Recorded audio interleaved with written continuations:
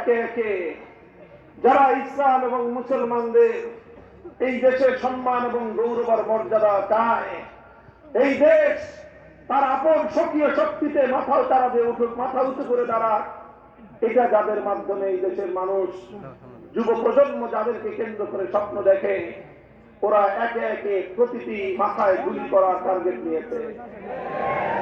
আমরা বিশ্বাস করি শাহাদাতের রক্ত কোন জাতিকে পরাজিত করে না, বরং যেই জাতির বুক থেকে শাহাদাতের রক্ত ঝরে, প্রতি ফোঁটা রক্ত থেকে নতুন বীর পুরুষের জন্ম হয়।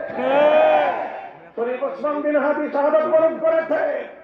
যারা মনে করে যে তাদের একজন শত্রুকে তারা খতম করেছে, আমরা বলতে চাই এক শত্রুর রক্ত থেকে লক্ষ শত্রু জন্ম নেবে তোমাদের। কাজেই আমরা তোমাদের ঘরে হানা দিতে চাই না, তোমরা আমাদের ঘরে হাত দেওয়ার চেষ্টা করো না। এই ঘরে হাত দিলে সেই হাত আমরা আস্ত ফিরে যেতে দিব না। পরিষ্কার আমাদের কথা।